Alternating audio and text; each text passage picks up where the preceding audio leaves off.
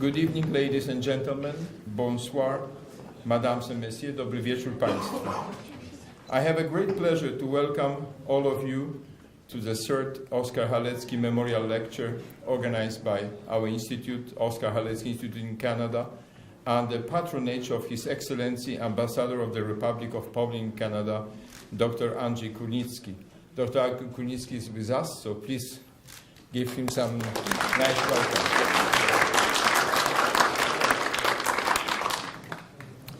I would like to warmly welcome our distinguished speaker, Mr. Bernard Margueritte. Bienvenue à Ottawa.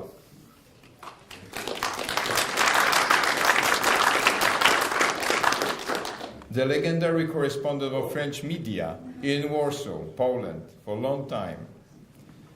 I also warmly welcome embassy officials, the new first deputy of Polish Embassy, Mr. Mikołaj Polewicz.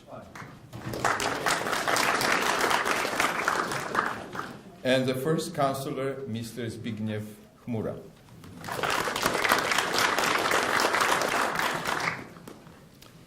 I also welcome other representatives of various Canadian institutions. I warmly welcome all our guests from the various organizations in Ottawa and our fellow Canadians of Eastern European background, especially from Ukraine, from, I think, from Belarus also, and from Hungary.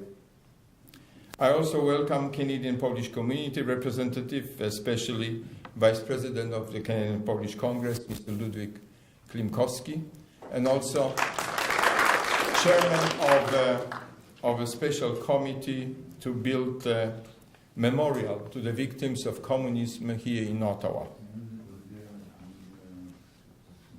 I welcome other members of our community and all fellow Canadians, students and staff, and who are interested in this subject and the history of Eastern and Central Europe.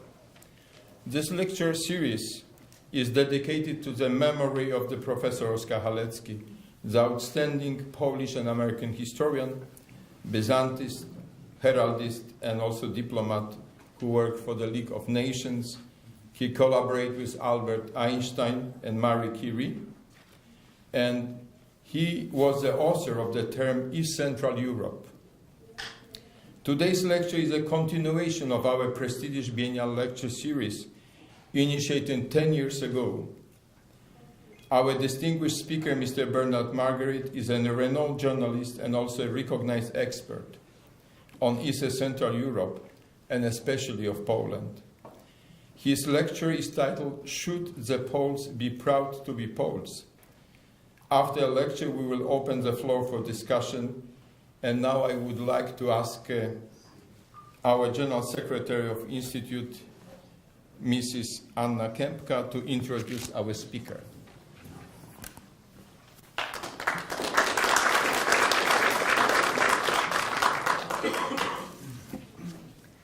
Bernard Margueritte is a renowned French journalist and for decades the French press correspondent in Warsaw, Poland, Le Figaro, Le Monde, and Le Monde Diplomatique, and also for Radio-Canada. He was the first Western journalist to bring to the world news about the 1968 student protests in Warsaw, and also about the birth of Solidarity movement in the shipyard of Gdańsk. His knowledge of the Central Eastern European affairs is very unique. Born in Paris in 1938, in a family with a socialist father and a Christian democratic mother, he graduated from the known Lycée La Canale, and then in 1962 from the Sorbonne University, where he studied Latin, ancient Greek, and French literature, and I was just told also Polish literature. He got fascinated with Central and East European with Central and Eastern Europe, and applied to be a French press correspondent in Warsaw, Poland. He worked for Le Figaro, Le Monde, Radio Europe 1, Radio Suisse Romande, La 5, West France, and also Radio-Canada. He is president of the International Communications Forum and fellow of Co-Round Table. He was expelled from Poland in 1971 until 1975, and continued to work as a press correspondent of Le Monde in Vienna, Austria. He was a visiting professor teaching about Central Eastern European affairs at the University of Southern Carolina in 1977. He was fellow at the Russian Research Center in 1975 to 1977, as well as in 1990, and at the renowned Davis Center for Russian Studies in 1993, and a fellow and researcher at Shorenstein Center on the Press, Politics, and Public Policy at Harvard University, 1994 to 1995. He is the author of 3 books and more than 3,000 articles in various leading world newspapers and journals. He married in 1967 a Polish architect, Joanna Gąsiewicz, professor at the Warsaw University of Technology.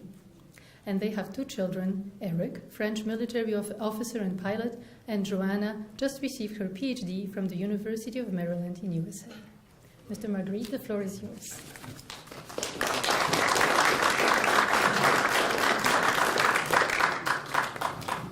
Well, dobry wieczór.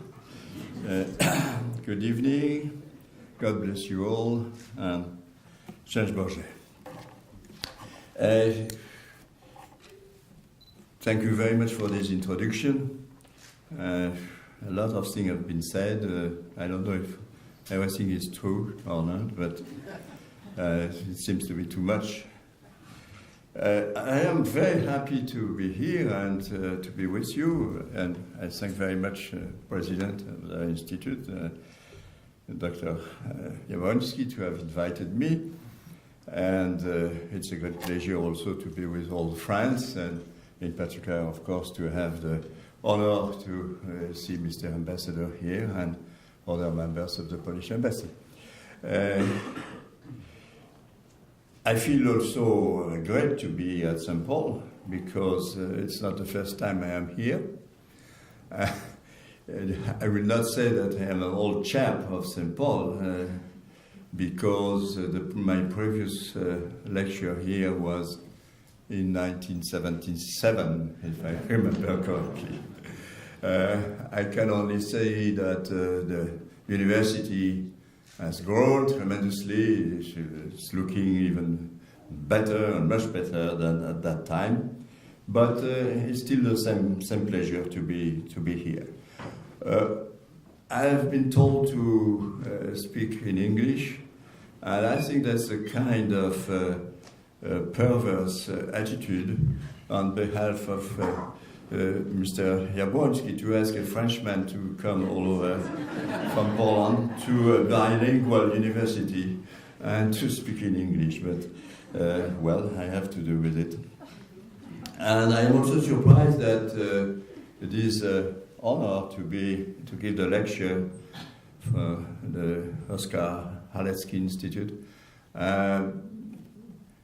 Is mine, because why did you invite a journalist? You know, the journalists nowadays are not a particularly liked and renowned profession, or people are not working in journalism are not highly respected. And I'm working as the president of the International Communications Forum. We had recently, 2 months ago, with the SDP, the Association of Polish Journalists, a conference on the media in Warsaw. And that was very interesting. And we are trying to restore some kind of dignity of the media, but we have a long way to go. In fact, I am very surprised because we in the ICF, we used to say a joke. At the beginning, I may say joke, maybe later it will be more serious, we'll see. And the joke is that one day a journalist died, and at the same time the Pope of the day. And they both arrive in front of St. Peter together, and first surprise, St. Peter takes care first of the journalist. And he said, well, for you, we have prepared this apartment. I think you will be happy. It's big, nice, with also nice furniture, the furniture from Gdańsk, and And then the journalist is very happy, thank you, etc. And then St. Peter comes back to the Pope and said, well, and for your holiness, we have this little room here, 2 by 3, but still there is a bed and a desk. So the Pope is a little bit surprised. He doesn't want to protest, but he said, well, are you sure that it was intended that way? That there's no mistake here? And St. Peter said, oh, no, your holiness, it was intended that way. There's no mistake here. Because you have to understand, journalists, Pope, we have had here 265 already, but journalists, he's the first one. So, and we say in the SCF that our ambition is to try to promote over there a second one at least. I don't know if that will be me, but I'm not very in a particular hurry to be there anyway. But very many thanks for inviting a journalist. That's really I appreciate it. And I have many reasons to fully appreciate this opportunity. After all, Oskar Halecki was also linked to France and to my alma mater, the Sorbonne. He was not only a brilliant historian, but a remarkable journalist as well. More importantly, he fought all his life for the greatness of Poland, and put rightly the emphasis on the fact that the countries of Central Eastern Europe, and certainly Poland among those, are no less European than the countries of Western Europe. A view that was later on underlined by General de Gaulle, who spoke about the Europe of the West, of the Center, and of the East, from the Atlantic up to the Ural. Whereas closer to us, St. John Paul made a point to stress that Poland did not have to move back to Europe, since she was always a strong part of it, and spoke about the need for Europe to brace with her Western as well as Eastern line. Things being so, I was always puzzled by the way the Poles were able, sometimes even inside one person, to be at the same time extremely proud of themselves, but also often showing a kind of complex of inferiority. Even on occasion, a foreign correspondent was supposed to be good only because he or she was coming from the West. Sometimes I appreciated that, but it was not always reasonable. Indeed, the Poles are proud, and rightly so, to never had a Quisling or a Pétain collaborating with the Nazis. But they have always been fascinated by everything foreign. It meant supposedly better. Stanisław August Poniatowski was certainly fascinated by Catherine, but always also by Russia. The Szlachta, the Polish nobility, often elected a foreign kind king of Poland, be it Saxon, Swedish, or even French, rather than choosing the leader of the country among themselves. For decades, many Poles prefer to buy trashy goods from the West than a better Polish product. I do not want here to sound as a propagandist. All my life as a foreign correspondent, I tried to analyze as honestly as I could the facts and the motivation of all the players on the political scene. A few actually didn't like it. I felt a repulsion to all kinds of propaganda. But now, however, when we see so many false statements about Poland in the Western press, or even in Poland herself, I believe it is my duty, as a Frenchman who loves Poland, but also as a Christian, to try to restore the truth. Nowadays, we have to understand that if Poland is an extremely polarized country, it is not so much according to political or economic dividing lines, but it is much more conditioned by the vision of polskości, Polishness, of what is really Polish. I remember how I was shocked when, in a survey made by Znak in 1987, I read the words of Mr. Donald Tusk about Polishness. I quote, "The Polish identity is the lack of normality. The Polish identity provokes always in me a reflex of rebellion, history, geography, a historic lack of luck, and God knows what else I've put on my shoulders a weight I don't particularly want to carry. Nicer than Poland is an escape from Poland." Unquote. Indeed, Mr. Tusk succeeded. He escaped, being now the head of the Council of Europe. Closer to us, other intellectuals or politicians, sometimes highly respected, expressed similar views. In 1991, Professor Geremek said in Le Monde that he was not sure, I quote, "if Poland will be able to leave at the entrance to Europe her burdens so unfit to the image of Europe at the end of the 20th century." And he expressed hope that the EU, by accepting Poland in the community, quote, "will help the Poles reject their so uncomfortable burden." The former president, Komorowski, expressed in December 2012 his satisfaction that, quote, "Poland has been able to overcome the drama of her past. We did catch at the right time the national opportunity to integrate ourselves tightly into the good, interesting, well-organized Western world," unquote. Well, I do not want to judge anyone, who I am to do so. But, on the other hand, you cannot ask me to understand such views. All my life is a long march toward Polishness. Polishness as the highest goal. I try hard all the time to come closer to Poland.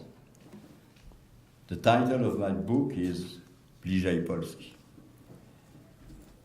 I did not have the honor to be born as a Pole. St. John Paul said that he cares so much about Poland because it is my mother, this land. Obviously, I cannot say so. But if this land is not my mother, this land is my wife, are my children, born in Warsaw. And if I was not born on Polish soil, I will rest on Polish soil. All that counts, after all, immensely. I did choose Poland. Well, to be honest with you, I first chose a Polish girl. And I believe this is the right way to get closer to Poland.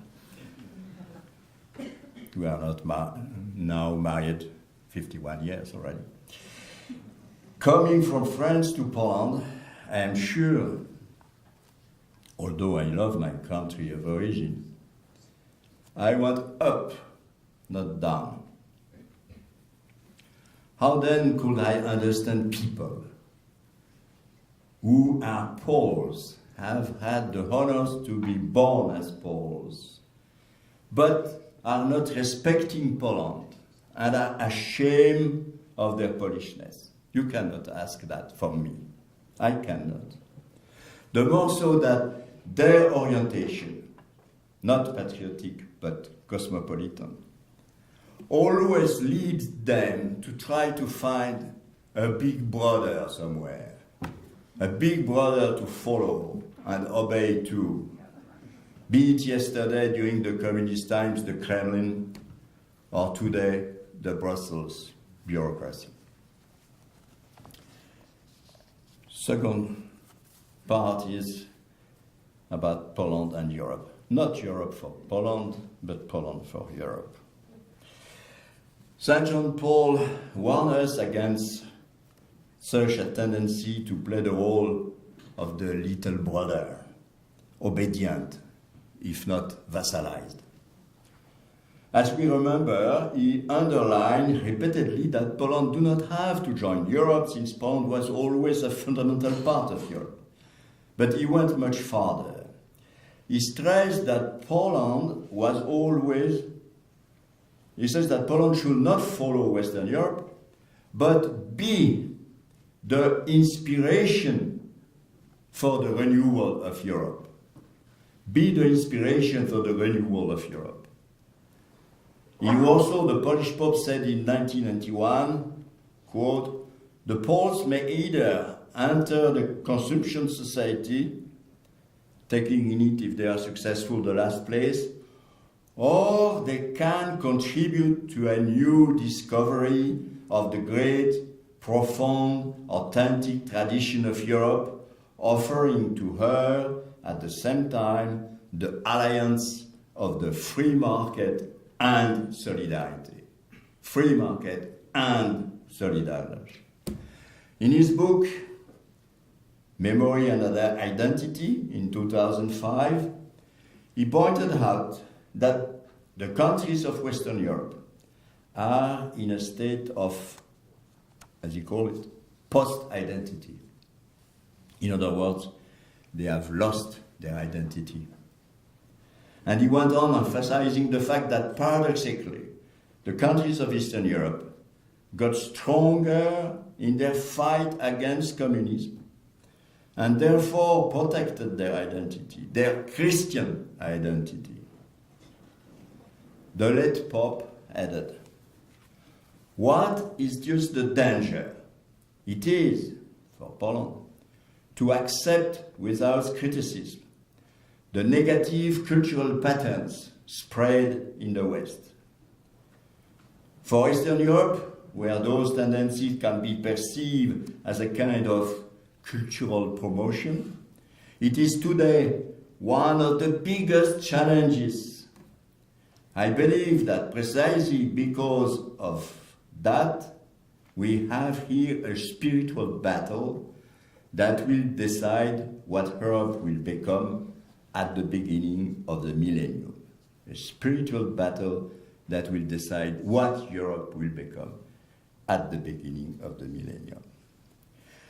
And indeed, this is a decisive battle. Should Poland lose her identity, there will be no chance whatsoever to restore the lost dignity of Europe. Poland should not follow the rest of Europe. West European countries lost not only their identity, but they have no vision, no ideals, no enthusiasm in the proper sense anymore. Moreover, they did throw away their Christian roots, the very basis of European humanism. Poland, indeed, is today the last chance of Europe. And Poland is again today, as I am sure Oskar Halecki would have said, the bulwark of Christianity. Therefore, it is false to say that the Poles and others in Central Europe are anti-Europeans. Most of them are anti-Brussels. But they aspire to be true Europeans, faithful to their humanist and Christian roots. We could indeed say that today, the true Europeans, following the inspiration of the founding fathers of Europe, Schuman, Monnet, de Gasperi, Adenauer, are not in Brussels, but indeed in Central Europe. Poland has been able to keep her faith, her traditions, her soul. And I remember when, some time ago, and I confess I am ashamed of that because it's not very Christian, when I heard Mr. Mirnik said, well, the Poles are still Christians. They are still going to Mass. After all, there is nothing to do with this nation, with these people. I felt great, and I confess I should not have as a Christian. But I was happy of his unhappiness. And indeed, the Poles are themselves have been able to stay Poles. Not always, and not all of them. It seems to me from time to time that there are Poles without Polishness. And that's a very bad situation. Although now we see that you have, coffee without caffeine, sugar without sugar, and milk without lactose, etc. So it is understandable that you may have some kind, I would say, decaffeinated Poles, but it's not my kind of people. So we go now to the next chapter, so to say. Solidarność and the teaching of St. John Paul II. How indeed could the Poles not be proud of themselves? Well, they have maintained their Christian faith, as just said, their identity, their sense of honor and dignity. If we honestly look at what indeed was truly great in this world during the last half century, well, what was it? My answer, and I hope maybe you also, is two things were really truly great during these past 50 years. The movement of Solidarność, on one side, and the teaching of St. John Paul on the second. That's the most important contribution to the world in the last half century. The young workers of Gdańsk and other places were not so much fighting against communism. They were already above this, above politics as usual. They were not rightist or leftist. They were on their knees, praying, with the teaching of St. John Paul in their heart. Nobody believed they had any chance to succeed against the party, the security apparatus, the Kremlin, the Warsaw Pact, and all this. But they did. And as a matter of fact, it's a good lesson sometimes when we are in doubt and say, oh, the situation is too difficult, how could I do that? We have to remember the situation of the young workers of Gdańsk in 1980. They were fighting against all odds, but they prevailed.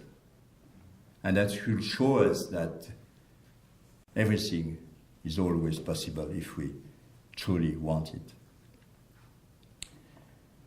They were, these workers, dreaming to build a new civilization, a civilization built upon the respect of the dignity of the human person in all aspects, political, social, economic, but also spiritual and ethical.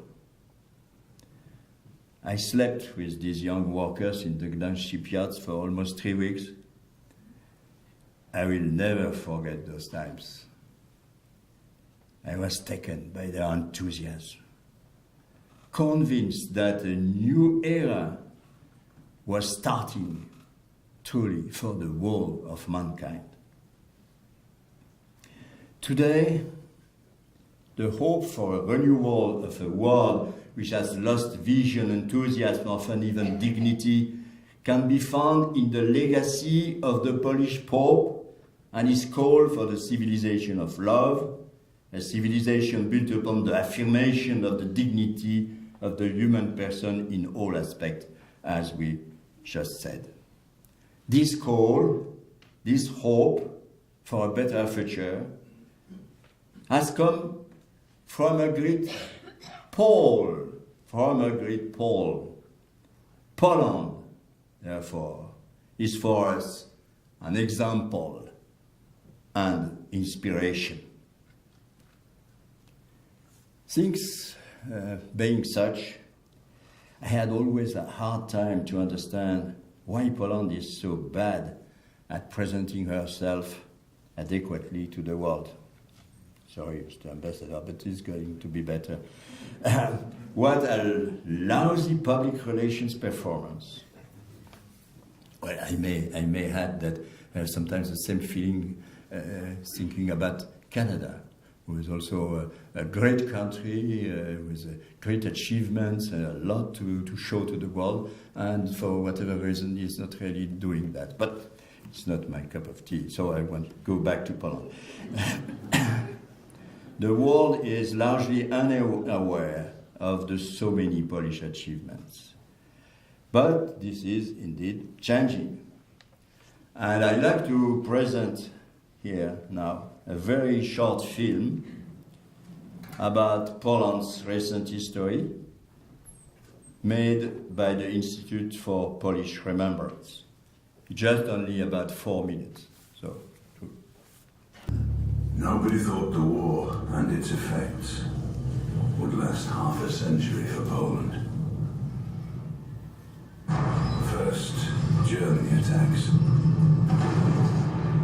Then Soviet Russia. We don't give up, despite being left on our own. We create an underground state, complete with a government, an army, schools, and courts. We suffer 2 occupations. The Germans murder millions of Polish civilians. The Soviets deport Poles in cattle cars to gulags in the east. They shoot over 20,000 officers during the Katyn massacre, and hundreds of thousands of Poles are forced into slave labor in the inhuman lands of the Soviet Union. Our army is reborn, moving west, where our soldiers are already fighting alongside the Allies. We conquer Monte Cassino. Our fighters wreak havoc and fear by air too.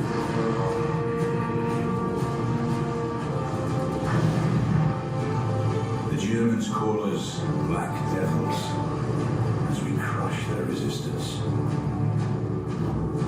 Paratroopers make their way to occupied Poland to support the underground state, while our counterintelligence acquires secret plans of the enemy.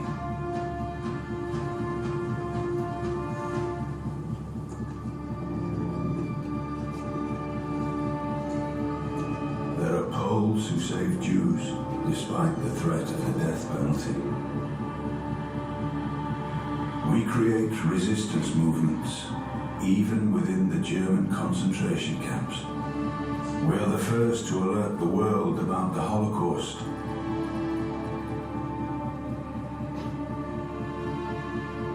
Though politics appear to be more important than human lives, and nobody listens to us.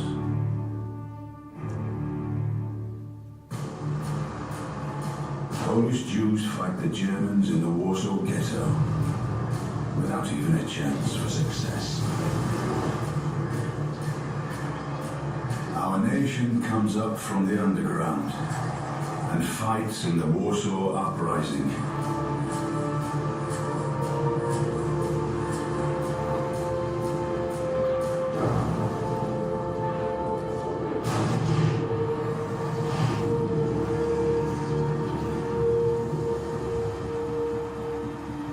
We break the German Enigma code, saving millions of lives. But in exchange for all that we do, we are betrayed. The free world distances itself from us, leaving us behind the Iron Curtain. Despite our scars from the war, we still resist.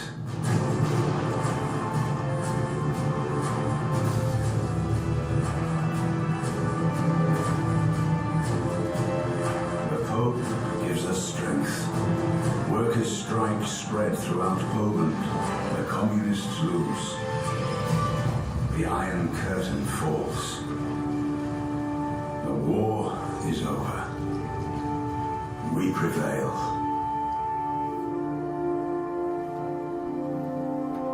Because we do not beg for freedom, we fight for it.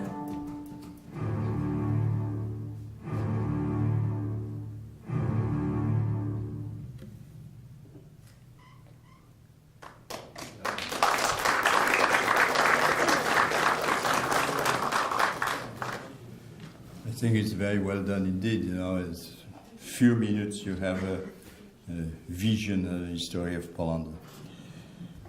And indeed, it is important to remember the truth about Poland. Coming back, however, to the legacy of Solidarność and John Paul II, we have unfortunately to recognize that it was been afterwards largely forgotten and betrayed, even and foremost in Poland. The West did help tremendously. And I remember how, after the change of regime in 1989, when I told a French politician that I see the triumph of Solidarność as a new beginning for mankind, he looked down at me with commiseration and said, "Mr. Margueritte, what are you saying? Solidarność was good as a tool against communism, but we do not want it at all. No way." The teaching of St. John Paul and his political and social expression, Solidarność, were never accepted by the mighty in the West, be it in Brussels, Berlin, or Paris. We may, in this regard, remember the frank, albeit cynical sentence of former President Hollande, telling the then Prime Minister Chedouot, "You have the values, but we have the funds." Happily, however, this very legacy of Solidarność and John Paul II is now being rediscovered and reanimated in Poland herself. A Poland that is becoming more and more the leader of Central Eastern Europe, a situation that will have delighted Oskar Halecki. And final chapter, Poland as a challenge and inspiration. How could the Poles not be proud of themselves? This is the country where even the democracy of the nobility, with the Schlachta accounting at the best times for 14% of the population, was well ahead of its time. A country who adopted the first democratic constitution in Europe, just after the US Constitution. A country that at all times gave so much to world's culture and science.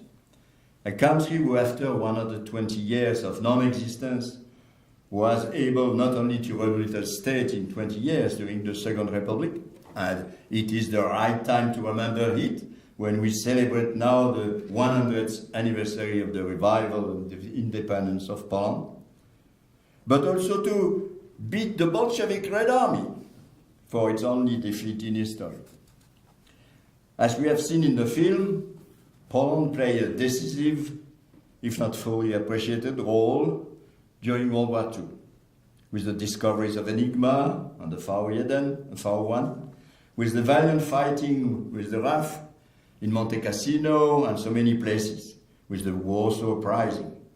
And so many heroic achievements are still untold, like the story of the more than 10,000 soldiers of the 2nd Polish Rifle Division, which took refuge in Switzerland during World War II and built there roads and tunnels and created even a university, and that's still very much loved in Switzerland.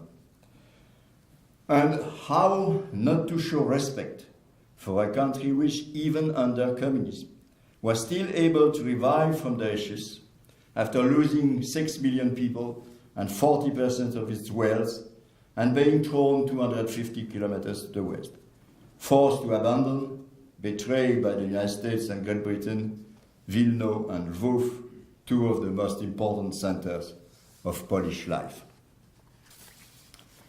This rebuilding of Poland in the 50s and 60s, yes, even under communists, as bad as it was, is nothing short of a miracle. And afterwards, I witnessed the impressive development of Poland. Two dates are here of particular significance. 1970, when the population in the cities reached the level of the population in the countryside. And very recently, the 23rd of September 2018, when Poland was officially declared as being the 26th highly developed country in the world. By the way, we see that Holland, even here, was wrong, and more wrong than he thought. Poland has not only the values, but also the funds. But there is even more to it. For me, in my unending march toward Polishness, Poland is not only a symbol.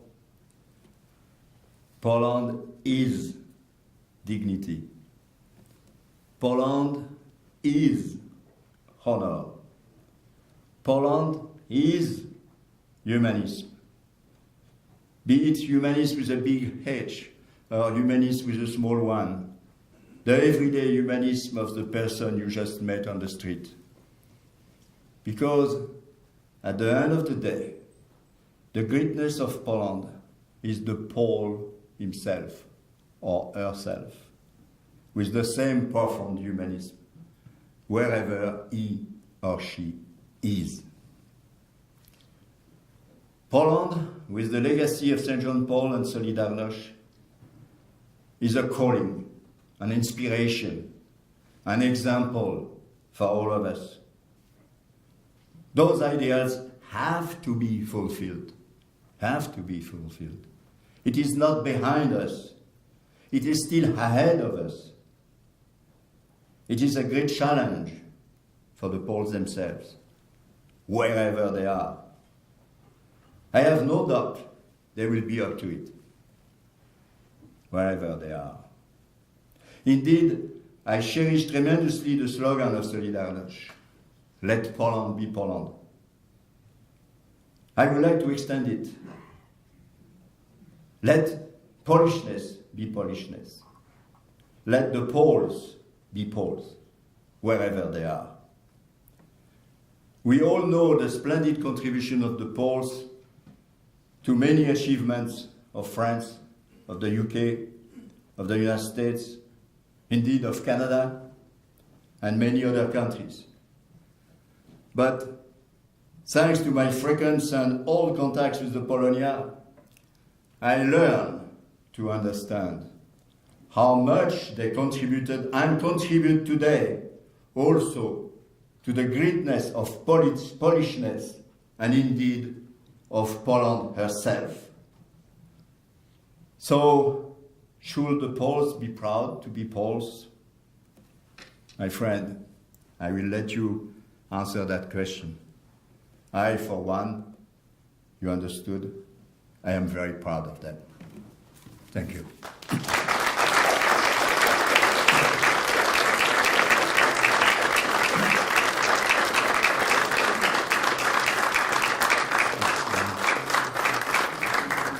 Enchanté de vous connaître et bienvenue à Ottawa. Puis merci d'avoir été venu nous voir puis nous adresser d'une façon si chaleureuse. Powiedziałem, że dziękuję Panu bardzo za przyjechanie do Ottawy i za bardzo gorące pozdrowienie tutaj Polaków w ten sposób, w jaki Pan to właśnie przed chwilą zrobił. So right now we are passing to the discussion phase. What I'd like to do is to give you, of course, the chance to ask your questions. Who would like to begin the question session? Thank you, sure. So, to what degree was the election of Prawo and Sprawiedliwość a pivot point in recent Polish history? Because it seems to me, beforehand, Poland was more European-oriented, afterwards more Polish native-oriented. Qu'est-ce que vous pensez de ça? Je dois répondre en français? No, well,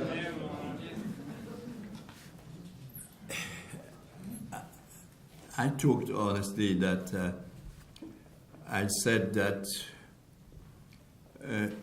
Poland today, and certainly the Polish president and the government, are truly Europeans.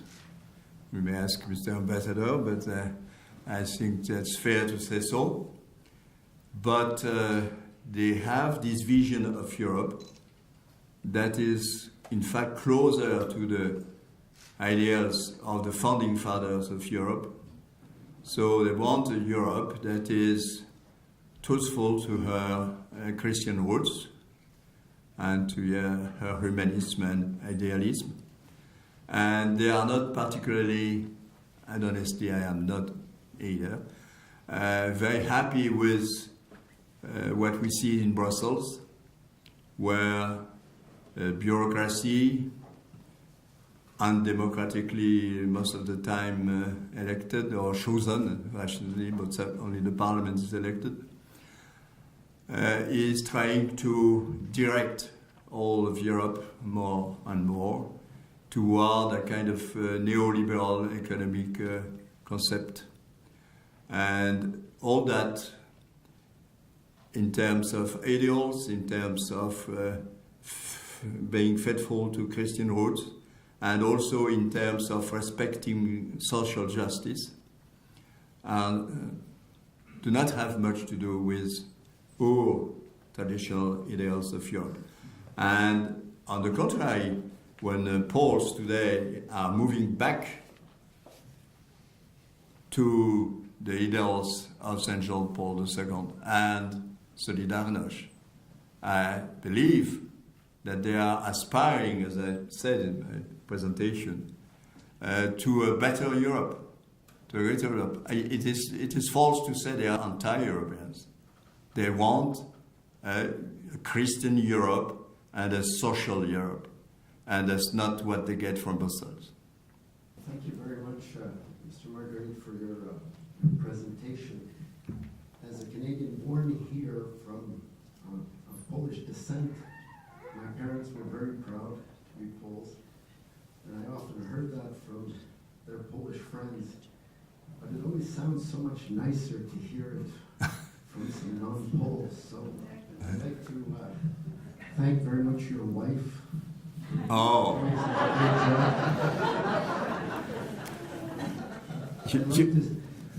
I'd like to say one thing about why I am so proud to be Polish, and then ask a question.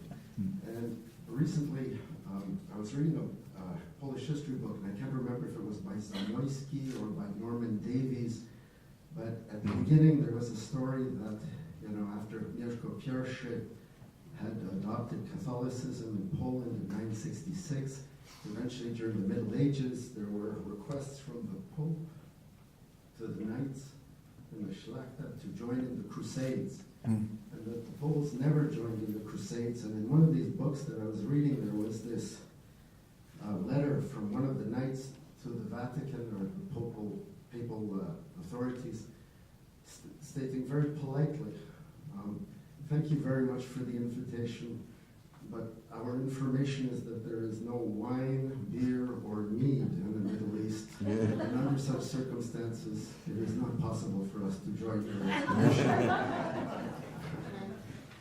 No, even vodka. Now, my question.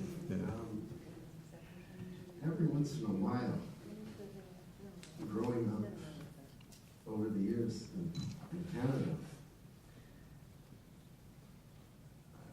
I want to say this without sounding the wrong way, but, well, perhaps just reference to the recent continuous denunciations relating to the Holocaust legislation in Poland from the Jewish community. And I've read a number of books by Polish Jews writing about before the war and during the war and after the war and the whole issue of Polish-Jewish relations. I know, for example, if there were some Jews who were here watching the video that was shown, the portion about the Jews fighting in the Warsaw Ghetto in 1943, they would immediately interject that they didn't get enough help from the Poles. Do you have any comments on this? Well, first of all, thank you very much for my wife. Indeed, it is forming a character. As I keep telling her that being 50 years pod pantoflem to człowieka. No, but seriously, speaking about the Jewish Polish relations, it's difficult to use these terms because the Jewish community has always been for 1,000 years a great part of Poland. And it seems to me very difficult to speak about Poland without referring to the great contribution of the Jewish community over the years. And I'm very happy that now we have in Warsaw a magnificent museum, Polin, where we can learn a lot. And among other things, we may learn that Poland was a country of great tolerance. And that's why so many Jews came to Poland and had a good feeling to be there. And, you know, when I was in Israel and I first saw so many trees on the Yad Vashem alley, I understood that the Poles behaved during the war in an incredible way. But when I heard also speaking Polish around, I understood that it is very difficult to understand Israel without reference to Poland. And it is also very difficult to understand Poland without reference to the Jewish community. On the other hand, there are simple truths. Even if this project of law, the intent was obviously very good, but maybe the wording wasn't the most fortunate. The idea was that if somebody in the world is speaking about Polish concentration camps, that cannot be tolerated, obviously. There were no Polish concentration camps, there were all Nazi concentration camps, and that's easy, that seems to be absolutely obvious for anyone. That should be kept in vision, and that should be respected. On the other hand, as I said, my wife was from a kind of family of the Eastern European Charter from Vilnius, Vilno, and They were in Warsaw during the war, and after the crushing of the uprising, they went to 30 kilometers out of. But the mother of my wife was a great Catholic. I remember, so even in the 59 was his first visit to Poland. So 60s, 70s, she always was sad that Warsaw is no more Warsaw. And she said, well, where is the Jewish community? Warsaw somehow has lost part of its soul because they are not there. And she was looking for 1/3 of the Warsaw population that was before the war. And she is a good Catholic, a good Christian, etc. And it was an image for me that it would be a shame if there would be really a rift between the Christian part of Poland and the history of Poland and the Jewish part. Indeed, this Museum of Poland is an example that, in fact, the relations between Poland and Israel, for example, are extremely good and positive. And so we don't need this kind of stupid declaration here and there condemning what Poland is hoping to get respected. That means that Poland was, paid the highest price during the war and was really terribly crushed more than any other country. And do not need to see some people speaking about Polish concentration camps now. I think that everyone has to understand it. Very good, very good answer.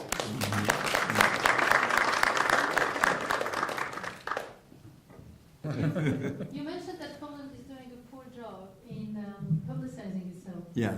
And I was wondering if you had any suggestions as to Oh. what would be effective, what could be done better, what Yeah, should well, we pay more attention to. That's one blessed, isn't it? I'm only a kibitz, so-called. But,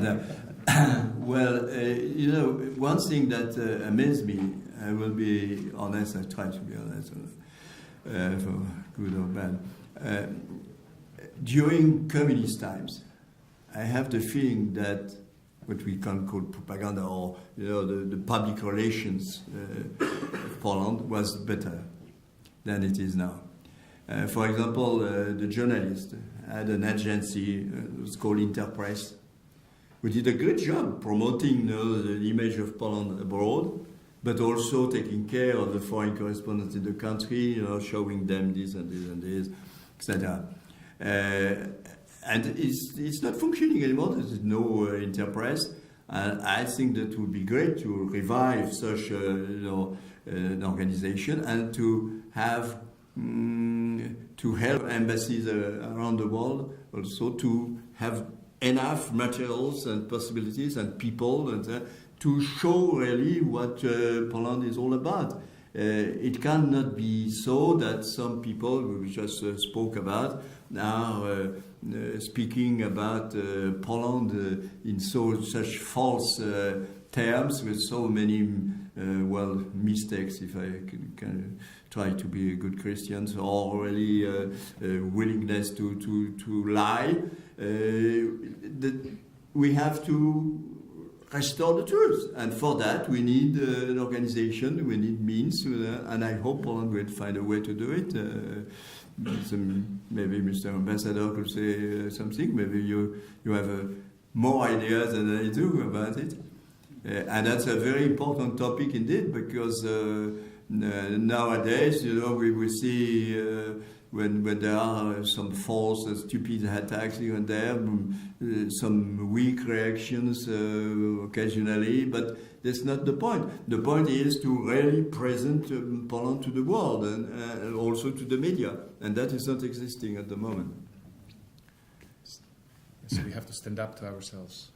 Stand up to this. Absolutely. Well, Thanks for that. Next question, but we please. can suggest Mr. President Duda do something about it.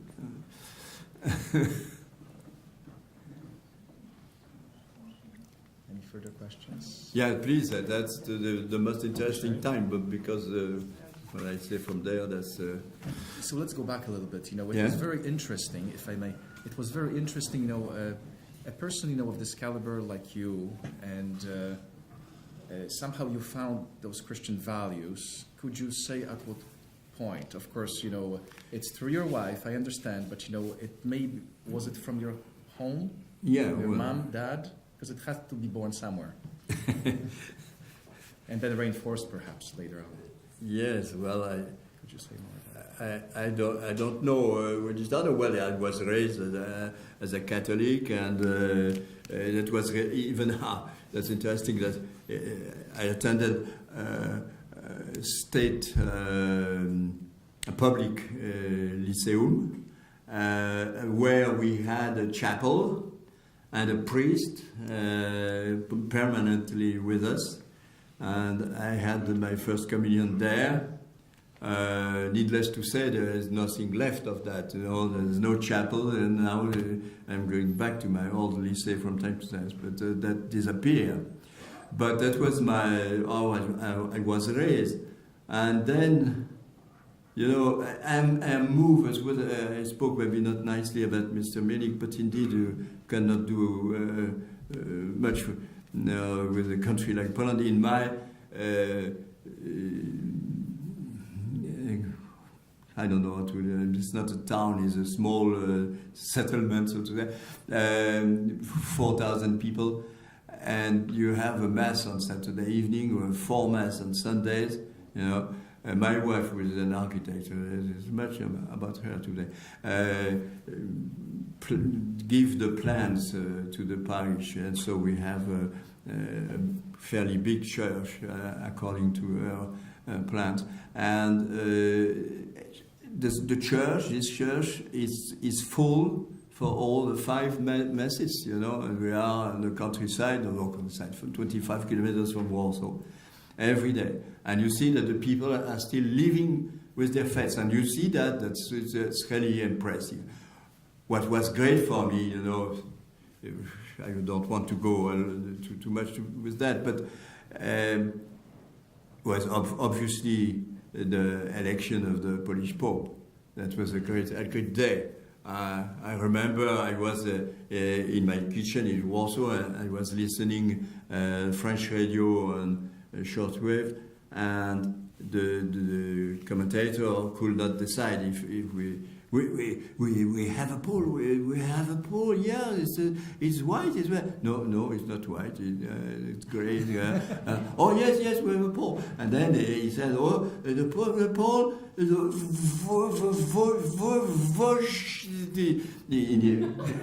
He could not pronounce it. And I went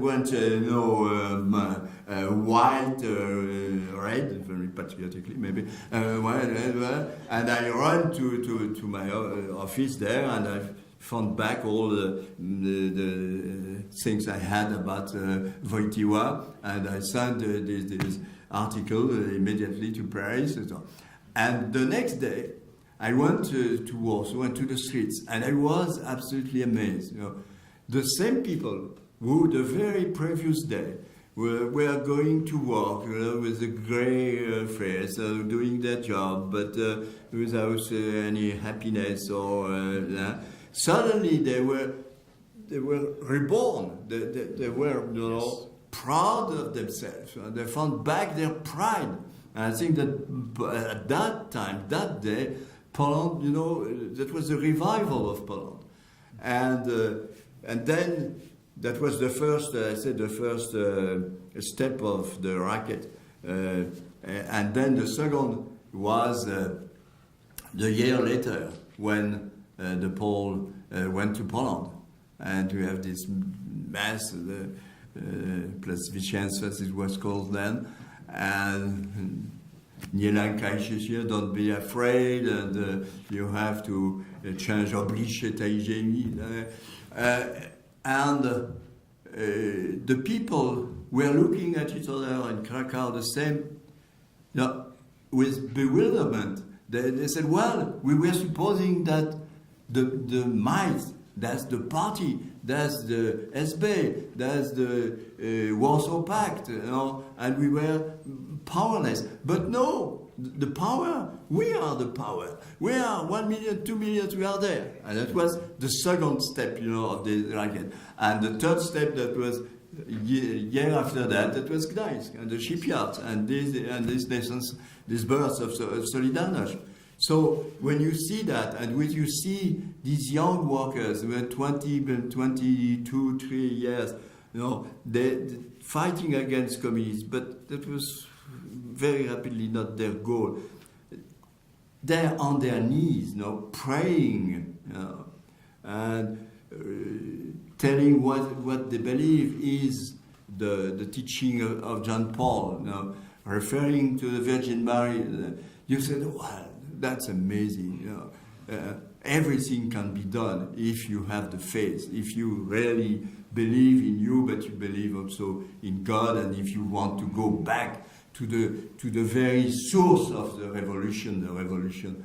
There is only one revolution. That's the revolution of Christ. The revolution who, brought back the dignity of human person on earth. And when you go through that, you see that there is no way to have a dividing line between your faith and what you do, and what you aspire to, what you want to achieve in the political area, in the social area, etc. Everything takes place, you know, is in an harmony. And I'm very grateful, well, also to my wife, but to the Pope and these young workers, because they really, you know, told me and give me, you know, the possibility to touch this truth that everything is always possible as long as you keep your faith.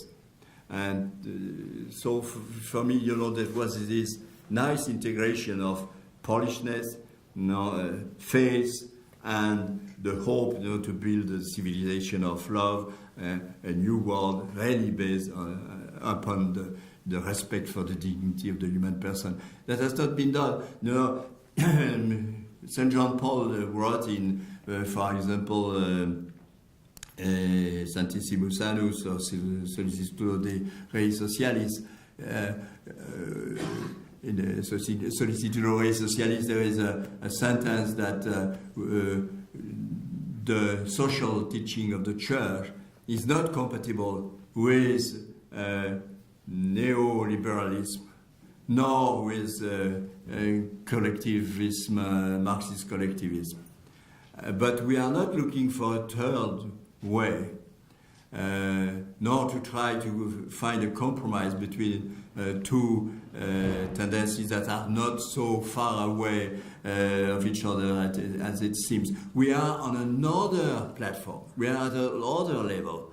And these levels, what I call meta-politics, it is precisely the beautiful teaching of the Polish Church and of John Paul II, and it is really to change the world and to build a civilization of love. And it's not new in the tradition of the Polish Church. That also I learned because Cardinal Wyszynski, the great primate, said during Vatican II that we should brought a sentence there saying that we reject capitalism as well as communism, because both are pagan's way and materialistic ways to organize the world. And what we want is a completely other way, respecting Solidarność and free market and the dignity of the person.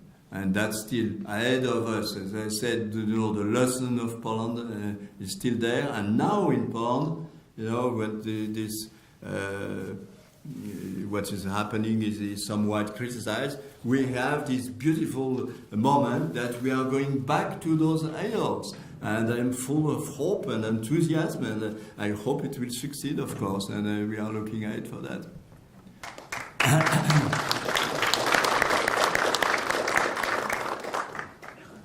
I have three brief questions for you, but perhaps the ones that require longer answers.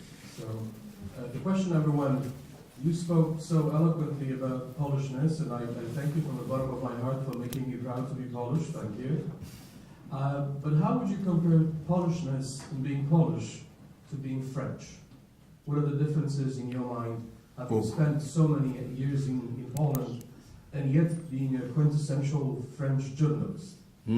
Question number two would be, and this is going really deep, how would you describe your relations and your view of Ksiądz Jerzy Popiełuszko and your relations back then?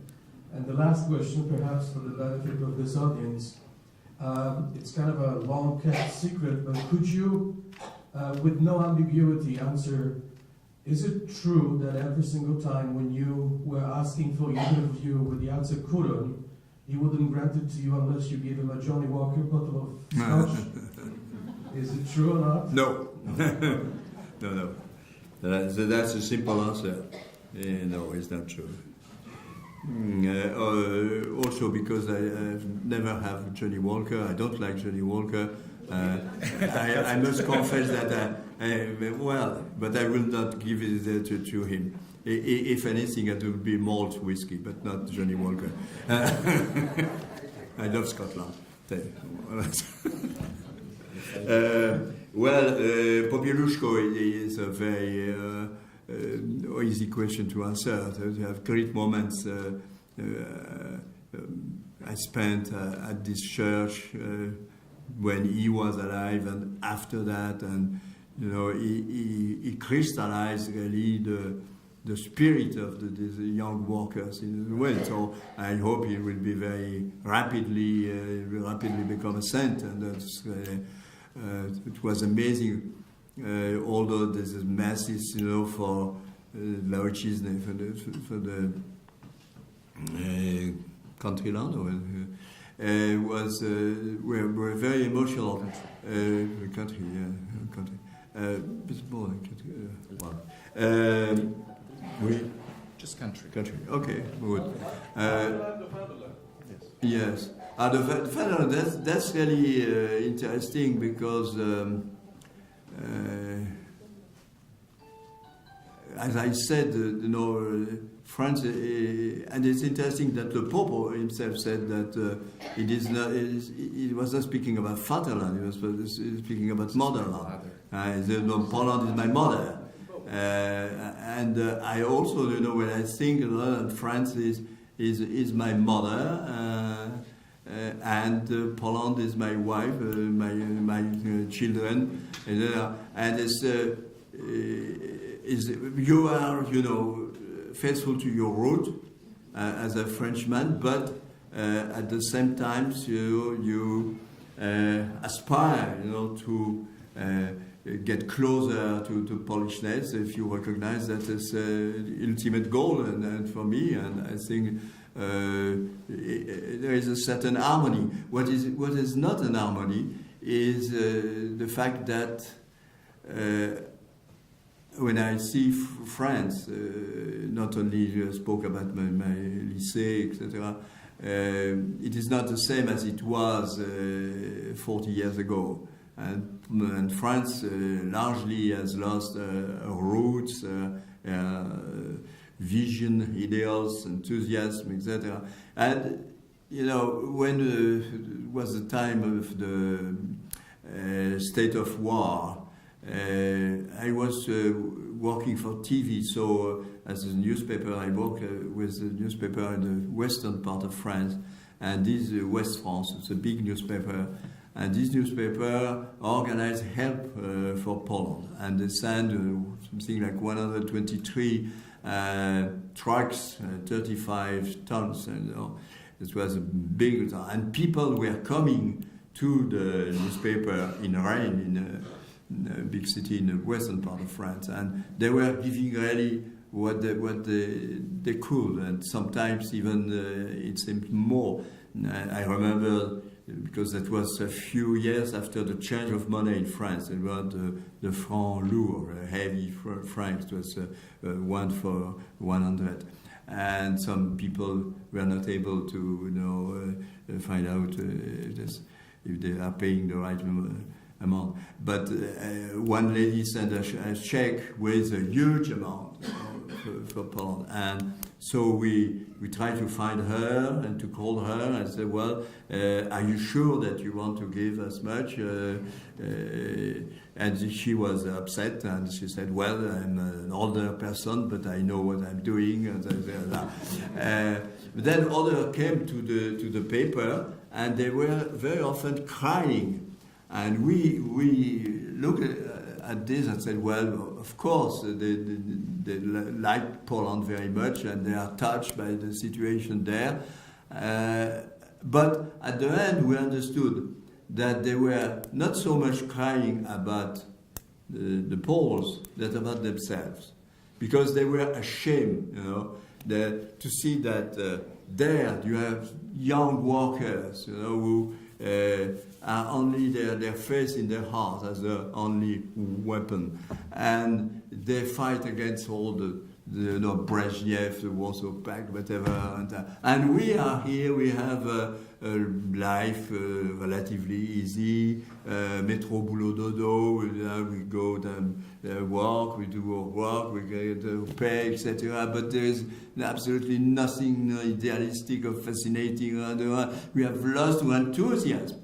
And we, in our situation, compared to those young workers who are fighting there, so who are we? And that was really a very revealing time where what happened to France and what happened to Hitler. And now my hope, my conviction, and my calling to the Poles, and there's a big challenge, a very difficult challenge, is not to be afraid. Now they don't have to be afraid of Brussels, because they are much better than Brussels, and they are not to be afraid of Berlin or Paris, because they are much better than what we have, than what we do, because as the Poles wrote, we lost our identity.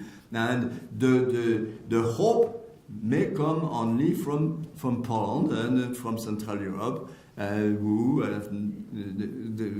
the countries have not lost their identity. So there is, for me, my love to Poland is also the only way and the hope to see that France as well will be revitalized if the Poles will be successful. And that's still my great hope. Maybe that's a kind of messianistic view of Poland.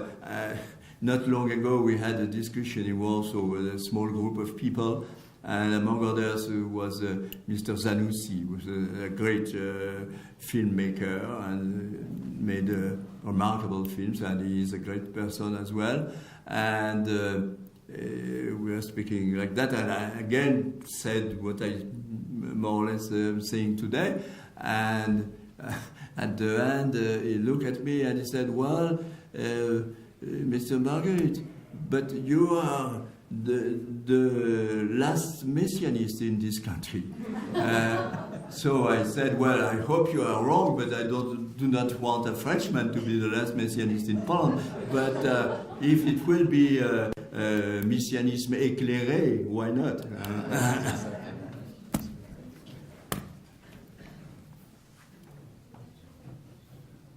I have a question that relates to what you just said. That Poland may be a beacon of light, I guess, for Western Europe. And also coming back to what was said earlier about journalism. What I know of journalism in France, there was very little honest information available about Poland in France. How is it that the French elites, or perhaps rather people, will be inspired by Poland, the true Poland? Yeah, well, it's a big problem. It's not only in France or not only in France, in the United States also. When you read what the Washington Post, Mrs. Applebaum, and unfortunately writes, others say that, well, we had to try to do something. I myself must confess that even after all, That's why you will be in heaven. The other two are. I was a fellow at the Soros Center at Harvard, and many friends in the media, and even with some support, I tried to write an article answering what, in this case, Mrs. Applebaum wrote in the Washington Post, and the answer was no. We will, even as a free opinion, we will not accept to publish it. So, but on the other hand, we had, when was it, in June, this conference in Warsaw about the media, and also about freedom of the press in Poland.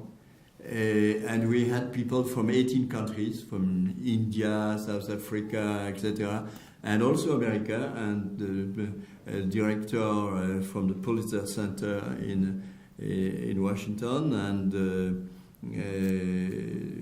correspondent in Washington of the Los Angeles Times, etc.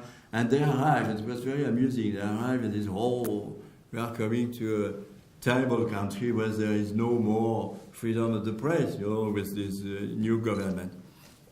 And we started to speak about that. There were various Polish journalists over there. And also I said, well, the situation is such that indeed the government is trying more or less to control the public media. That means, and we may regret it, but TV and radio. And all governments have done so since the change of regime, and before that it was obviously even worse. That's a natural tendency. But those public media, that's 10% of the media in Poland. And the other 90% are private media, foreign owned, and they are almost all against the government. So you see, there is a great, not only a great plurality of the media opinion in this country, but most of the time they are against the leadership. And they look at that and say, oh, but it's absolutely contrary to what, I talk being in the States and learning about the situation in Poland. Oh, I'm completely surprised. Then, for example, we said,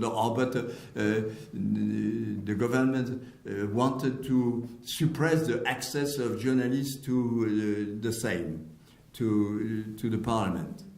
Right? Again, we said, well, indeed, there was a project, was suppressed after that, curiously, a project that the journalists will be able to walk only in some areas of the parliament and not others, which is the case in the French parliament and probably in every parliament in the world, and not following, the parliamentarians to the toilets or everywhere to get... So absolutely the situation completely normal. But in the Western press, in the US and in France, it was, now that attack, the journalists cannot go to the parliament. And, it is... really difficult to understand. It's tiring, to see how this falsehood is so perverse and everywhere. So, Monsieur Margueritte, so what is the cause for the journalism and the media to be so much controlled by, let's say, one group of power? And it's worldwide, right? It's not only applicable to Poland. It's Western Europe like that. It's even Canada, US. Absolutely, you're right.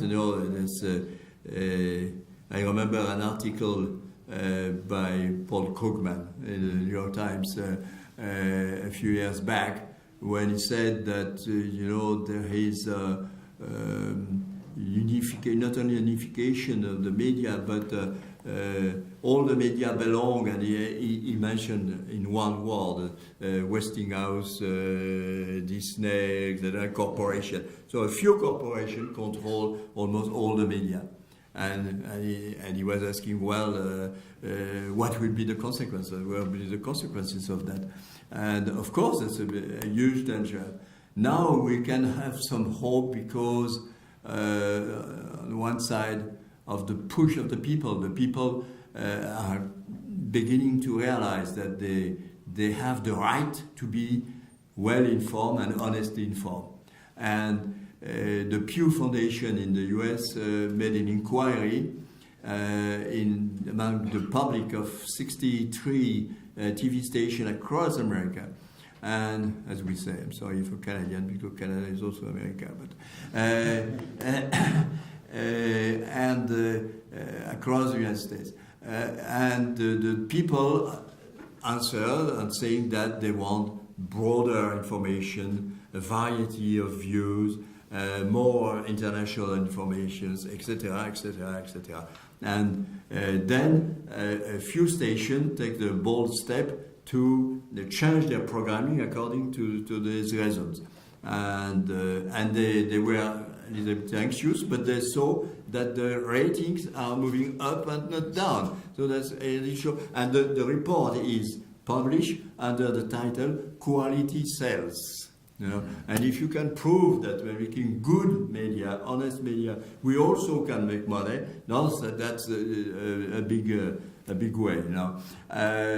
So that's one way. On the other side, now we have the technical progress. So the newspaper in the morning has almost lost its significance because if we intend in the newspaper to give news, it is purposeless because the people have had the news already by tens of TV stations, from the internet, from their smartphone, whatever. They have the news, the information. So they don't need the paper for the morning to read at the breakfast what is happening. But they are lost in this forest of all kinds of informations. They have a difficult time to find out what is serious, what is not serious, what is reliable, what is not. They don't know the guy who is writing there, as they knew the journalists. They were always reading the commentary for decades.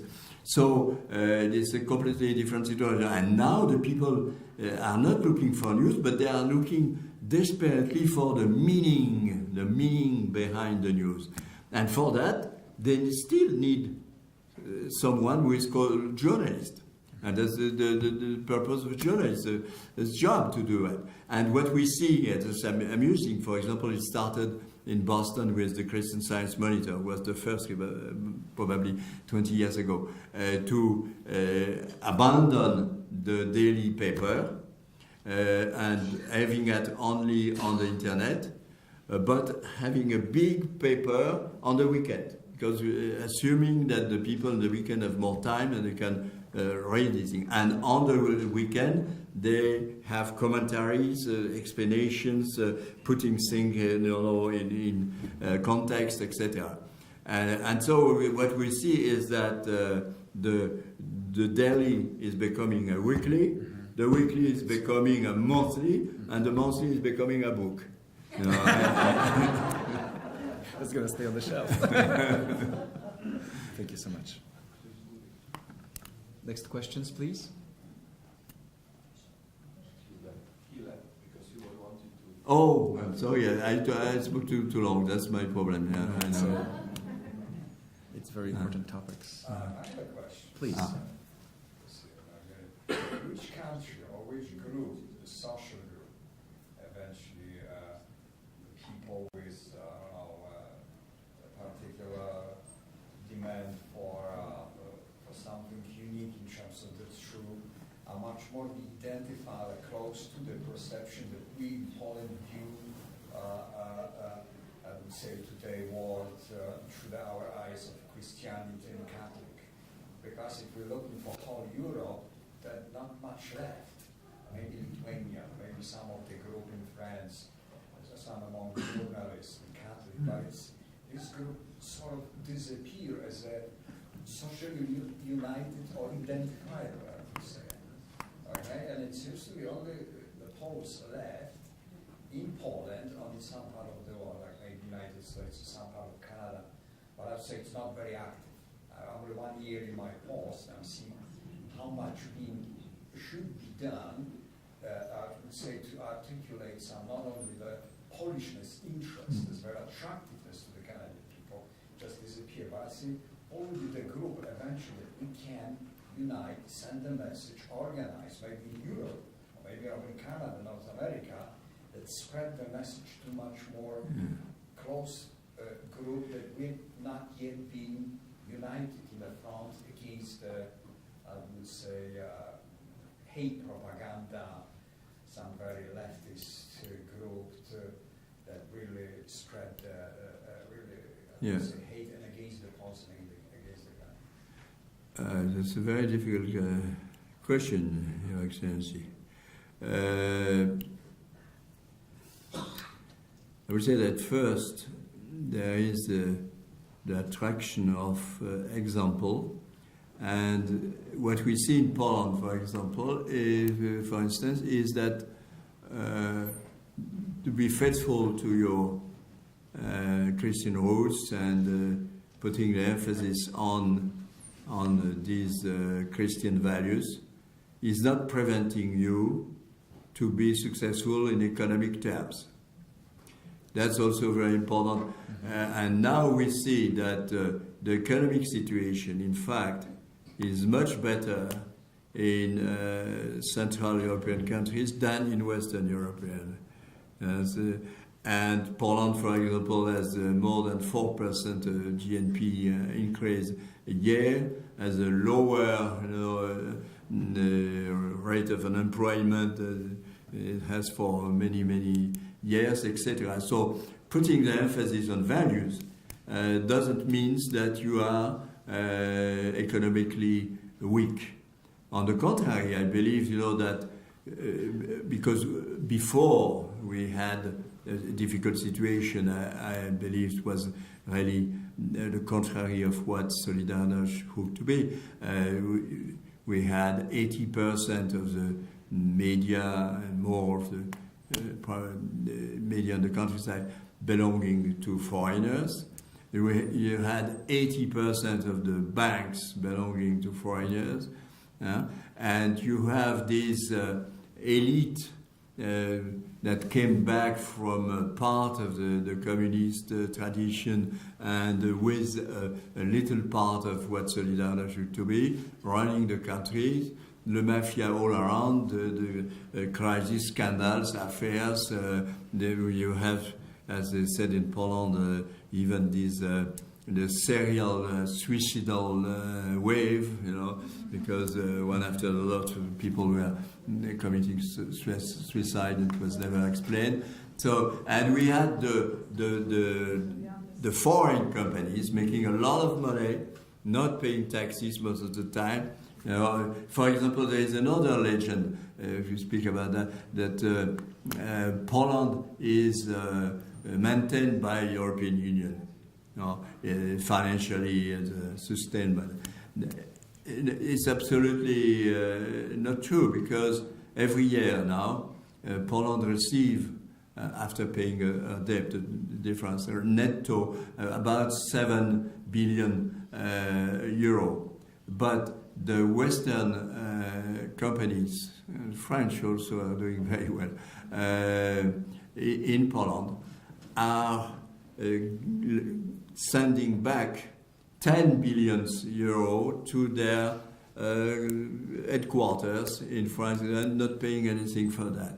And on the other hand, what Poland received from Brussels, which is very useful in many cases, 70% is going to Western companies who are doing business in Poland. So if today the Polish government would say to Brussels, you are saying that we will have a reduction of our dotations, etc., the Polish government would say, well, in this case, the Western companies will have to start to pay honest taxes, etc., and that will compensate easily. So the Western companies will put the pressure on Brussels not to do anything and not to change that. I spoke recently to the chairman of Western companies in Poland, and he told me honestly, Poland has been and is for us an Eldorado. It's amazing our situation in this country, because half of the benefits we send back to our company in France, not paying anything for that. So and some of the Western companies are really saved by the money they are making in Poland. So all that, but that's not really answering the question, I believe. But the question was. It's really good that we may identify, unite the common goals or objectives, but actually to pursue a much more Christian, much more French. Yes. Well, still, yes. I lost my. But there is still this example of Poland that we can be successful economically and keeping your faith and your values. Then, on the other hand, in the western part of Europe, you see that the economic situation is getting worse all the time, and this neoliberal orientation is not capable of moving things ahead.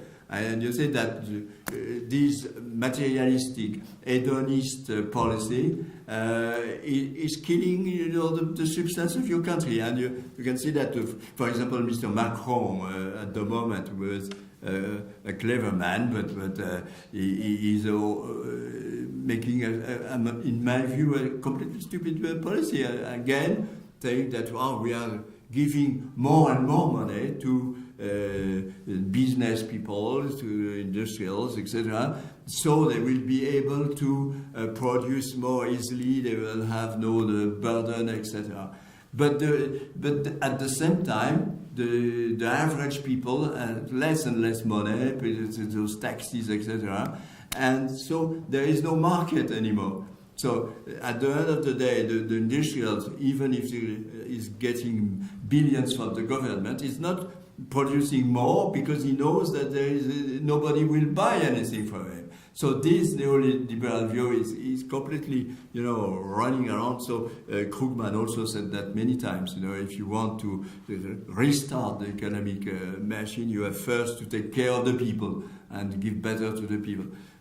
In Poland, the best example of a step that was on one side according to the Christian values and very important, and on the other side effective economically, was this plus 500. This money given to the families and changed the demographic situation rapidly in Poland, but also to give an impulse to the consumption, and people get money and started to buy more, etc. So and promoting the family, so it's an old truth. Promoting the families is extremely good for the economy. It's not only important from a Christian view, as the Pope John Paul said. This is the first and foremost and more important community is the family, and everything has to be built on the family and around the family. So that's your view in terms of values. But it happens that at the same time it is effective, and only really what is ethical, what is moral, and that's good in journalism as well, is at the same time effective. So my hope is that Poland will be prosperous more and more, and that the crisis in Western Europe will grow to the point that some people will realize that, after all, maybe we have had all along. And each time they are aware, we look at some more effective and also more fascinating proposition. In Eastern Europe, in Central Europe, we go there. Please. Does contemporary Hungary reflect similar values to Poland, or do you think they're going in a different direction? Well, I think they have partly some same values in terms, for example, of Christian values, but there are differences, obviously, and one of the most important difference is that Mr. Orban tries to keep very good relations with Putin, which is certainly not the case with the Polish authorities. Any more questions? I think one more somebody asked over there. I think you didn't see.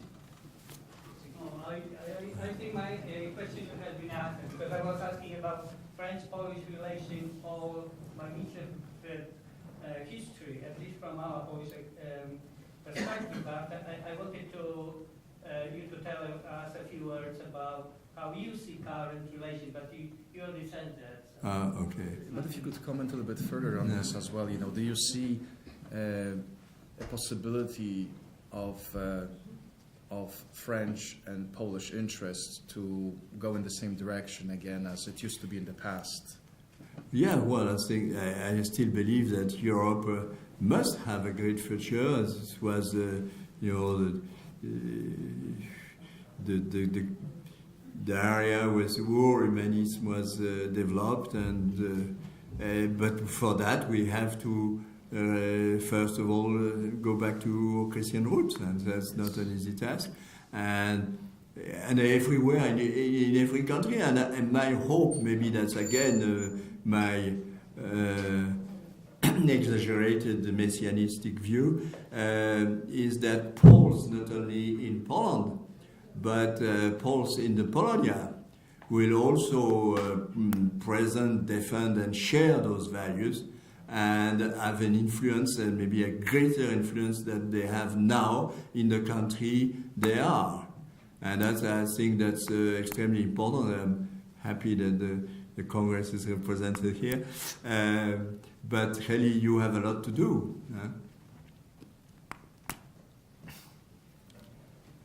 Let's do the to-do list for the Congress.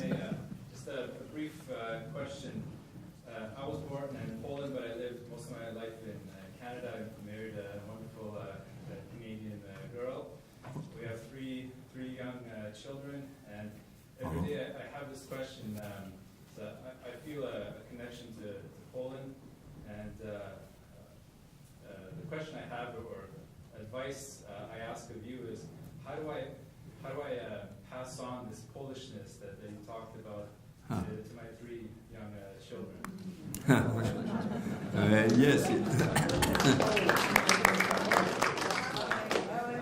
Yes, indeed.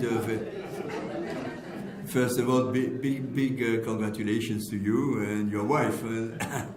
And it is very, very difficult because I'm not, to begin with, I'm not in a position to give any advice to anyone. So that's not really my job. Happily enough, I can just say what I feel, I believe is true, etc. But it's an important question. So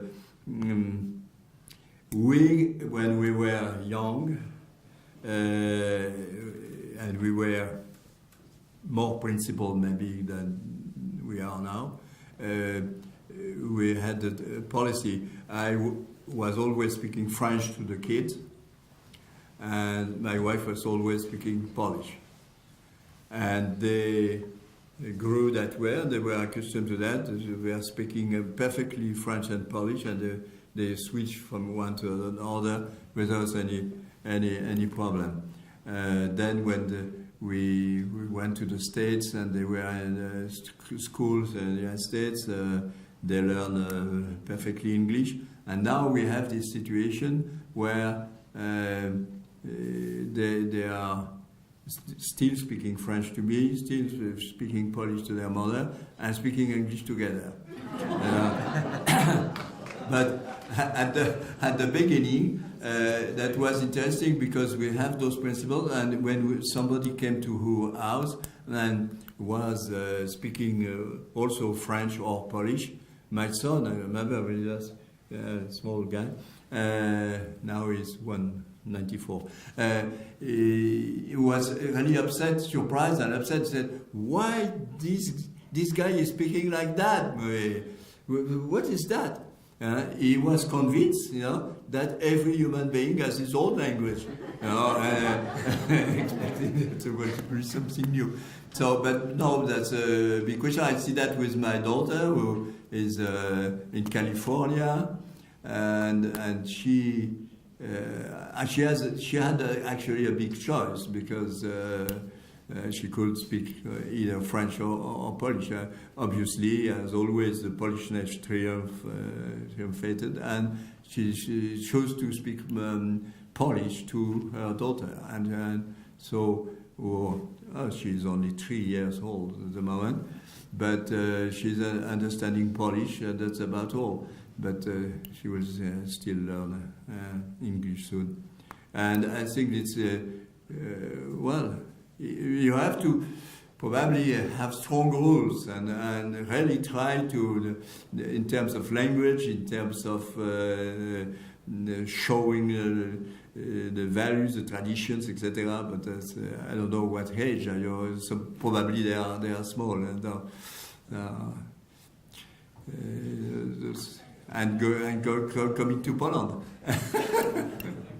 as soon as possible. Yes, please.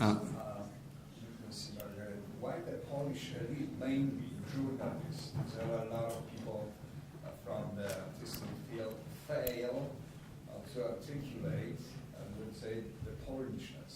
We saw a lot of resistance from the so-called elite, mainly the leftist elite, around the week, even the Krakowska Gazeta. There was a really very inspiring in the 80s, 70s. Yes. Right now, they really fail in opposition something that a lot of people, individuals as a group, try to restore the proudness of the Polish in the Polish community. Why they fail? Are they economically driven, mentality, business, or just they lost their conscience? They are more close to the European elite as a sort of benchmark for that. No, but I try to I believe, I hope to answer that question in my presentation, because I said that really the dividing line in Poland is not about politics so much, or even social views, or views of values of faith, etc. It is precisely that, and for example, the president is repeating that he is hoping that all the Poles will come together, etc. In my view, that's an illusion, because the dividing line is very, very deep and very simple at the same time. Some people feel truly ashamed to be Poles and could not accept this burden of history and all this past and all what happened, and they feel that Poland was a kind of secondary country, whereas the West was a developed world, the world where they could go to the universities, etc., have lectures, whatever, and so this fascination with the external world is for them, and this cosmopolitan tradition is not new. That was, the same for the communists in a way. They believe that nothing linked with the tradition of Poland, Bóg, honor, ojczyzna, but on the contrary, the truth that is expressed in Moscow, the Kremlin, and we will follow that. And the Mernick's families, that had people who were, trying to implement that during the Stalinist time in Poland. And Mernick now is looking on the other side to the West, and the West is now the new God, and Brussels even, etc. But not Poland, because Poland, what we are. No, as I quote Geremek and others, we're very bright, intelligent people, etc., but saying, forget about Poland, get out of this Poland. No, outside is the light. Outside is true. Outside is better. And I said, really, it reminds me in intellectual terms of those people who go to a very bad shop handling with third-hand clothes or whatever, and buying that because they are from the West. Whereas they are much worse, obviously, than what they can buy in a normal Polish shop. And that was a big tradition of that. And I saw that myself, Mr. Marguerite, you are French. Oh, okay. But that's stupidity, Thank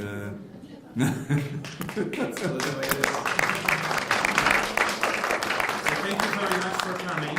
I'd like to thank Monsieur Bernard. No, thank you for having me. That was a great pleasure.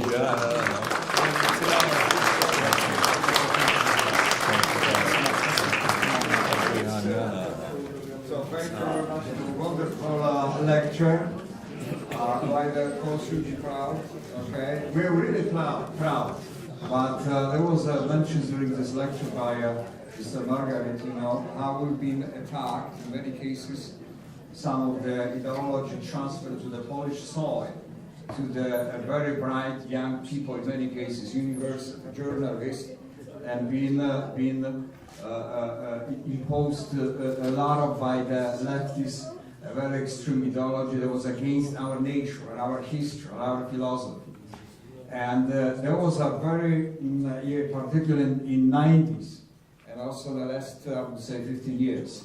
But I also, as a lecturer, as a teacher, university teacher, for the last years, I'm observing something different. A lot of people, there was a Western values, in particular the attractiveness, economic attractiveness, financial attractiveness, bring a lot of young people to the Western society much more closely. Not only by the performance, they immigrate, a lot of them, to UK and then Germany, and after 10 years, they discover something for them that happened to be very obvious, that the Poland is really very attractive. And a lot of them very successful business people, very successful people from the banking sector. I was teaching the banking sector, so a lot of my students travel mainly to London, okay, settle down over there, find a job, good job in the banking sector, very wealthy. A lot of them generate tremendous amount of wealth. And right now they back to Poland with the family. They enjoy really high standard of living around the communities. Okay, that's Mr. Margaret said, churches are full. So it's community friendly living in Poland. Okay, to be very close to the family, to the traditions, to the history, to the language is also for them very important, but also for the children. And that's also for us hope. For me also, that is if the Poles discover and regain the attractiveness of living in Poland, they will also achieve something. A lot of them will stay in Canada. But I want to stress you should be proud, you must be proud of our tradition, of our history, or what we done, what we achieved in music, in literature. Okay, that is something reference, a benchmark point to raise your children. Okay, to educate in both languages, it's English, Polish, French, Polish. French is beautiful. I never learned French, but I promised my wife that a year from now I will speak French. Okay. So I promise. I come back. Yeah, okay. A year from now I give a few minutes, maybe remarks in French. Okay, that's it's a beautiful language. So we can learn in different language, and we can live in different culture. Okay. That's the learning process for the children also. But Poland can offer something unique. And a lot of young children traveling back to Poland to seeing the grandpa and parents and relatives are falling in love in Poland. Not only in, I would say, very attractive as a tourist attractions, but also speak Polish, okay, visit Krakow, Warsaw, beautiful places. They can learn about a history. Okay, for them it's very unique because then they communicate to the Canadian children from schools, from university. Okay, that's a very attractive. That's also placed them in different positions. That my parents, my grandparents are coming from nation from the country that's very attractive. It's very rich in history. And I give you one of the example. One of the Frenchmen learned the Chopin piano. It's so well that he was awarded the second place of the Chopin competition a few years ago. If I recall, it was Richard Chandler, yes. And the fifth place also was given to the Canadian. So look at this. We're giving something, but also the people, Canadian, American, learn something from us. Beautiful literatures have been translated by Baranchak, I recall, Herbert Poet. It's also beautiful. Okay, learning, reading, and talking about the literatures in English and in Polish. Okay, so that is something that's powerful for young people, and that's you can reach this incredible, I would say, assets of the Polish history, literature, and music to teach your children and grandchildren. That's what we can share. That's what we can give as a community, as opposed to your family. And that's something that you will really appreciate. So thank you very much for this wonderful lecture. And hopefully, we will see you around what? Tomorrow, yes? Yeah. Tomorrow. So thank you very much. Thank you.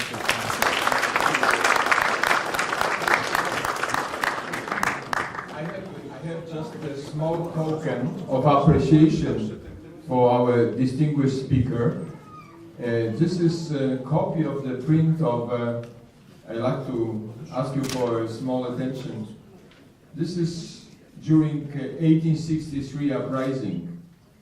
The portrait of 19 years old Paul Boreisha, coming from Polish Lithuania, who died in Małogorza battle in February 1863. 1863 nowadays got a special attention because this was renewal, not only for Poland, but renewal for the whole Eastern and Central Europe. Because we are reaching also to Ruthenians, which are now Ukrainians, and we're reaching also to Belarusians and also Lithuanians, to try to free us from the Tsarist regime. And now we have, of course, very similar situation that also in parts of the Eastern and Central Europe we have some strange situation. We have a war, in fact. So this young fellow who died is, of course, a symbol of fight, not only for dignity of Poles, but also for others. And that's why Poles here and Polish Polonia, we like to share our roots, but also our fight for dignity with other Canadians and support them in their fight to defend their countries. So I like to offer this token of appreciation to, and it's written here, presented to Bernarda Margueritte, distinguished speaker, the third Oskar Halecki Memorial Lecture 218, Ottawa, Ontario, Canada.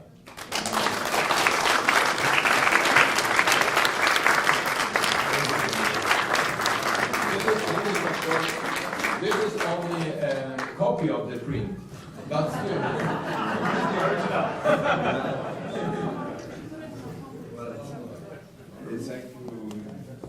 Thank you very much, Dr. Jaworski. This is very, very moving, and I'm touched by that, and it's very fantastic.